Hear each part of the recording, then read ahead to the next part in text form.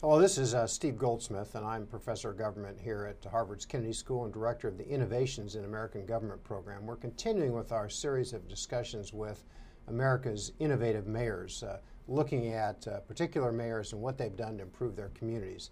Today we're going to talk to one of the country's more innovative mayors, Mayor Chris Coleman from St. Paul, who's in his second year and done lots of activities in that relatively short period of time, but looking today at education in particular. Parent involvement, preschool education, education generally. So thanks for being with us today, Mayor Coleman. Glad to be here.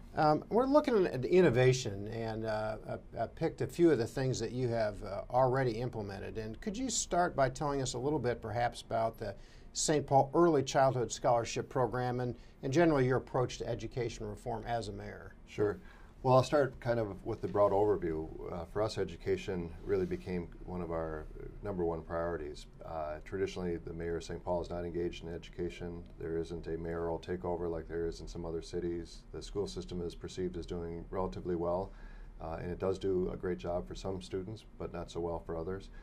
And so we asked ourselves at the beginning of the administration, what can I do, what can a mayor do to impact education? So we chose two areas: the early childhood piece, the pre-K learning. How do we prepare students to go into the kindergarten classroom, and then how do we help extend the learning day? So that has allowed us to focus our resources to supplant what's happening in the school system, as opposed to trying to set our own agenda for the school system. And you helped extend schooling to pre-K for deserving St. Paul parents? We are piloting a test program that is impacting two neighborhoods of need in the city of St. Paul. It was a project that was put together by two gentlemen from the Federal Reserve in Minneapolis that really talked about return on investment. For a dollar that's invested in early childhood education, whether it's a 15% return over the life of that child, depending on different estimates, there's clearly significant return on the investment. So we put together a program with the Minnesota Early Learning Foundation, which is providing $18 million worth of scholarships for 3- and 4-year-olds to attend quality preschool programs. We know that 50% of our kids were entering kindergarten not prepared to learn. They didn't have their basic skills in reading, in math, in just kind of behavioral issues. And so we know that if we can give them that leg up, then we're not scrambling in the classroom to try to make up for lost time. And you also have a parent rating tool. What's that designed to accomplish? Well, we wanted to make sure that the scholarships that we're providing, and we hope to impact 1,100 children with this test program, we wanted to make sure that the parents were confident that they were putting their children in a situation that would really prepare them for kindergarten, not just a kind of a warehousing a child in front of a TV set for 8 hours a day. We wanted to make sure that there was real education that was happening in those classrooms. So this was a rating tool that allowed both the funders of the program to make sure that their money was being well spent, and the parents to also know that their money was being well spent. You have to achieve a certain rating within that system in order to be eligible for this funding program. And we hope what that will do is expand that to whether they're participating in the scholarship program or not, so that parents know that if they're going to send their child to a daycare, that child is going to learn and be prepared to enter kindergarten. So just to make sure I understand, so they, in your pilot program, they can pick among a range of accredited daycare centers, but then they rate those for your purposes and other parental purposes?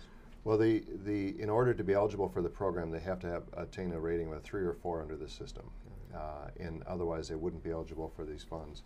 But there's whether you would call it a wiki environment or whatever, there's an opportunity for parents to do their own kind of rating of how these centers have impacted their children, for them to weigh in, for them to be able to access the information relative to these centers. So it's a work in progress at this point, but we think it will be critical. Because quite frankly, parents don't always know when they drop Junior off at daycare in the morning whether Junior's learned anything during the course of the day or they've just sat and watched TV all day long. So the parents in your electronic tool are not just rating, they're also posting comments, I guess, right? Good. That's what we hope. Last, Mayor, I think your second shift initiative is novel among America's cities. Explain to us what you hope to accomplish and how you got that started. Well, there's a lot of work that, whether it's the Mott Foundation or whether it's a report from the University of Minnesota that talked about the critical need to extend the learning day, to reinforce the lessons of the school day. And we said, what are the pieces that we can add to that? How do we use our parks and rec centers? How do we use our libraries? How do we use the nonprofits and the for-profit organizations that are in the community that can provide tutoring or mentoring for a child?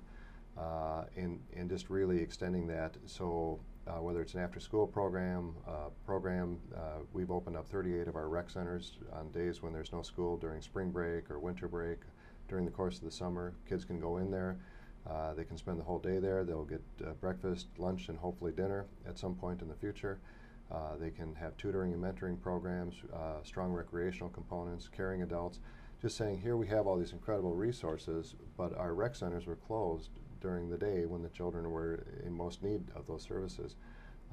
We've created a circulator system extending the ability for children to get from their home to these centers so that they have, just an opportunity to participate in some of these programs. What we just have said is we've got to make the entire city a learning environment. If we just focus in on what happens in the classroom between the hours of 8 and 3 or 8 and 2, we're going to fail in our mission to educate our children.